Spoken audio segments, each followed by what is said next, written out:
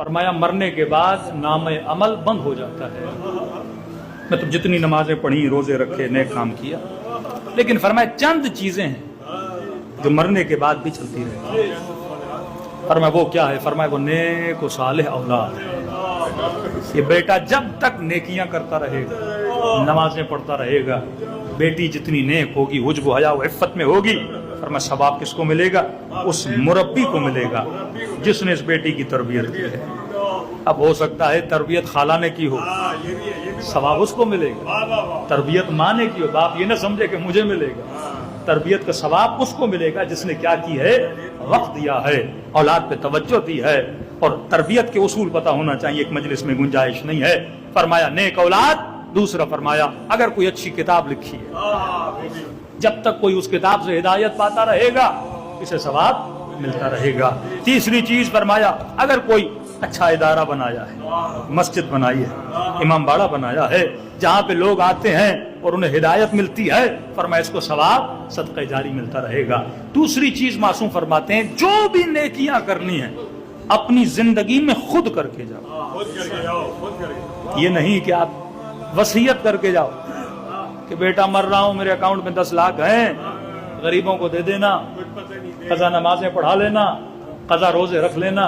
ہمارے ایک دوست مولانا ایران میں کہتے مولانا ایک مومن کا وہاں یہ رسم ہے کہ جب کوئی مر جاتا ہے تو مولانا آتے ہیں، اس کا وصیت نامہ فیملی ساری سنتی ہے. تو انہوں نے وصیت نامہ پڑھا کہ اتنا میرے بیٹے کا، اتنا میری بیٹی کا، اتنا میری بیوی کا، سارا انہوں نے تقسیم بندی کر دی تھی. اور آخر میں لکھا کہ مولانا صاحب میرے بینک اکاؤنٹ میں جتنے میرے پیسے ہیں، بیٹوں کو میں نے بہت دیا، بیٹی کو دیا، بیوی کو دیا، اب یہ چند لاکھ جو میرے اکاؤنٹ میں، تو یہ وصیت میں مولانا کو کر رہا ہوں کہ میرے ان پیسوں سے میری قضا نمازیں پڑھا لی جائیں، میرے قضا روزے رکھ لیے جائیں، جسے آپ مناسب سمجھیں. یہ میری وصیت ہے، اتنے سال کوئی میری قضا نمازیں ہیں، یہ قضا روزے ہیں احتیاطاً. ہم ہوتا یہ ہے کہ مرحوم جب دنیا سے جاتا ہے ہم کئی اس کے لیے اچھے کام کراتے ہیں. بیٹوں کے لیے عرض کر رہا ہوں، مرحوم کے کوئی بھی مرحوم دنیا سے جاتا ہے، کوئی خیر و خیرات کے کام کرتا ہے، صدقات کرتا ہے، 10 مجلسیں مرحوم کے لیے رکھوا لیتے ہیں، لیکن پرائرٹی کس چیز کی ہے کہ میں خیرات کروں اس مرحوم کے لیے؟ یہ عمل زیادہ بہتر ہے. امپورٹنٹ اینڈ موسٹ امپورٹنٹ، سب سے پہلے میں نے کیا کرنا ہے؟ سب سے پہلے آپ نے مرحوم کے واجبات کو ادا کرنا، اس کے بعد یہ خیر و خیرات کے کام تو پوری زندگی ہوتے رہیں گے. آپ کو ڈاؤٹ تھا کہ اتنے سال مثلا نماز نہیں پڑھی، واجب ہے کہ آپ سب سے پہلے اس کی قضا نمازیں پڑھائیں.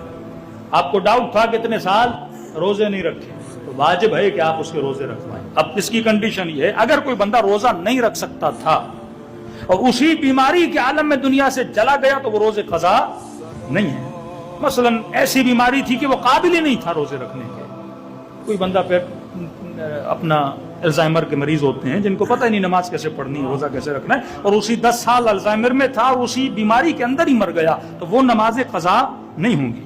جو ہوش ہو، صحیح و سالم، زندگی میں اس نے نمازیں نہیں پڑھی، وہ نمازیں سب سے پہلے خیر و خیرات سے پہلے، ہر کام سے پہلے آپ نے اس کی واجب نمازیں پڑھانی ہیں. کہتے مولانا وصیت نامہ پڑھا، بیٹوں کو کہا کہ بیٹا وہ پیسے دے دو جو باپ کے اکاؤنٹ میں ہیں، ہم اسی قضا نمازیں پڑھیں. بڑے بیٹے نے کہا کہ مولانا جب خود نہیں پڑھی ہمیں کیا ضرورت ہے بھائی، اتنے پیسے آپ کو دیں کہ آپ نمازیں پڑھاؤ. اب مولانا کہتے میں کیا کرتا؟ تبھی معصوم فرماتے جو کام کرنا ہے زندگی میں خود کر کے جاؤ.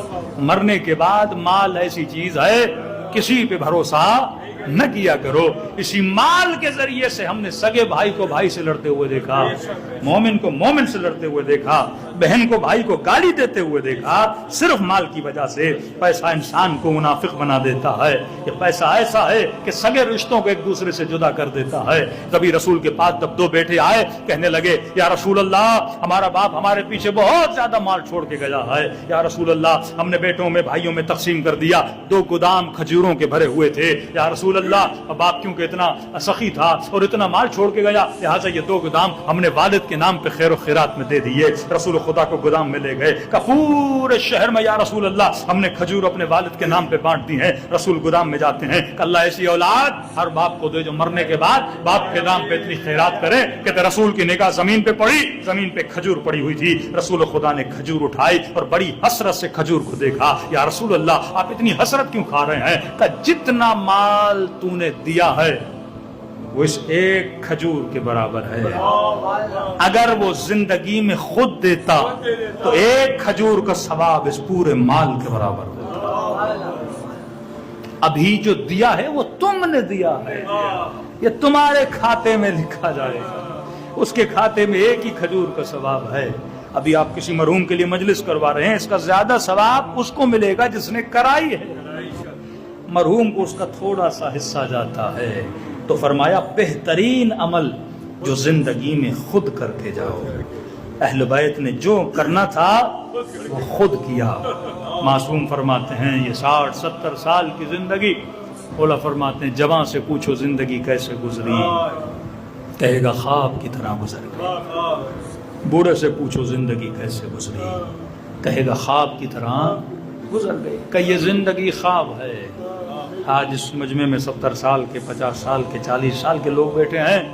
مجلس کے بعد ایک دوسرے سے پوچھیے آپ کی زندگی کیسے گزری، کہیں گے پتہ ہی نہیں لگا. 60 سال کیسے گزرے، 40 سال کیسے گزرے.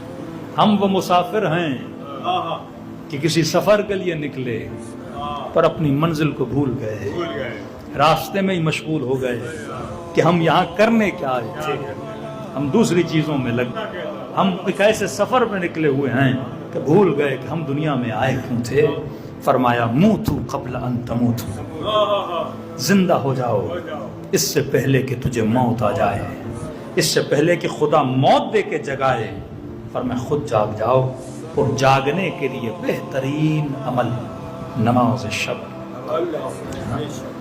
ایک نماز جو واجب ہے جس میں جاگنا پڑتا ہے، ایک نماز جو مستحب ہے جس میں خود کو جگانا پڑتا ہے. فرمایا قبر کی روشنی یہ نماز شب 40 دن انسان پڑھے، پھر دیکھے خدا اس کے دل پہ نور اور حکمت کے چشموں کو کیسے جاری کرتا ہے. تو عزیزو زندگی خواب ہے. فرمایا اس خواب کے لیے اپنی ابدی زندگی کو تباہ و برباد نہ کیا کرے. اللہ ہم سب کو شفاعت امام حسین نصیب فرمائے.